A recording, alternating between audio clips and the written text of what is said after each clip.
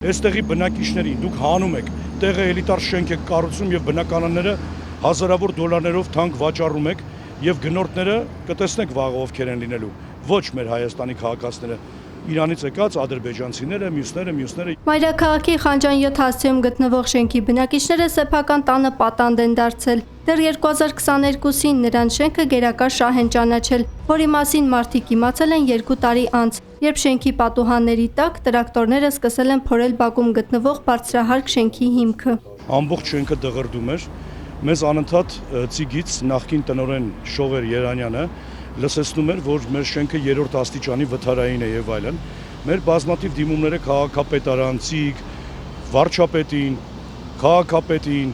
մեզ պատասխանում էին ընդհանրապես, որ ձեր շենքի վթարայնության վերաբերյալ տեղեկատվություն առկա չէ։ Բնակիչները համոզված են շենքի հիմքերը դիտավորյալ են թույլատրում։ Նպատակն է բազմաբնակարան շենքը դարձնել վթարային, որ հետո մարդկանց էժան առաջարկեն ու սեփական տներից դուրս հանեն։ Բնակիչների ձեռքից վերցնում են, տալիս են կառուցապատողի, որը մասնավոր կազմակերպություն է եւ բնականաբար մեծ գումարներ են աշխատում։ Շենքը ճանաչվել է հանրային գերակա շահ, բայց թե ում շահն է այստեղ իրականում գերակա, տասնամյակներով ապրող քաղաքացու, թե միլիարդներ ակնկալող կառուցապատողի, աղաղակում են շենքի բնակիչները եւ վստահեցնում, հերթական բիզնեսն է իրականացվում իրենց հաշվին։ Գերակա շահ ճանաչել եք, որ ինչ անեք, ոչ միջպետական մայրուղի անցնելու, ոչ գազամուղ, ոչ գազատար, ոչ նավթամուղ։ Բնակիչների խոսքով նոր կառուցվող շենքի շինաշխատանքների պատճառով իրենք մեծ վնասներ են կրել, թե առողջական, թե նյութական։ Շենքը եթե նկարում եք, տեսեք նույնիսկ ցանցապատված չի։ Ոչ թե փոշի, այլ հող ենք ավլում մենք ամեն օր տանը, հող ենք հավաքում։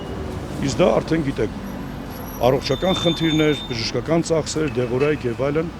որը կարծում եմ ոչ մեկն չի փոխհատուցելու։ Խնդիրները սակայն այսքանով չեն ավարտվում։ Շինարարներն իրենց բեռնատարները լվանում են շենքի բնակիչների խմելու ջրով։ Ամեն օր բեռնատար ավտոմեքենաներ են լվանում եւ մենք քաղաքապետարանի թեժգից 3 նկարները լրիվ ուղարկել ենք, իրանք բոլորը կուրսի են ինչ է կատարվում։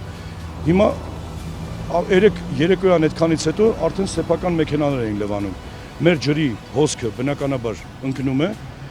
եւ տեխնիկական վթարներ են լինում։ Ես արդեն մի անգամ Արիստոն եմ փոխել։ Լվացքի մեքենան եմ 2 անգամ սարքել տվել։ Նույնը մեր մյուս հարևանները։ Փոխհատուցում է պետք, պահանջում են շենքի բնակիչները։ Առաջարկում եմ, ասում եկեք, իրար հետ պայմանավորվենք, համաձայնության գանք, դուք մեր գումարը տվեք, ձեր շենքը ավարտեք, բրցնեք, նոր մենք սկսենք մեր վերանորոգումը։ Արմատ մեդիան կապ հաստատեց Babert Construction ընկերության հետ։ Փոխտնօրենը հերքեց մեղադրանքները, նշելով, որ շենքը չեն վնասել եւ հորդորեց բնակիչներին դիմել մասնագետների ճաքերի պատճառը պարզելու համար։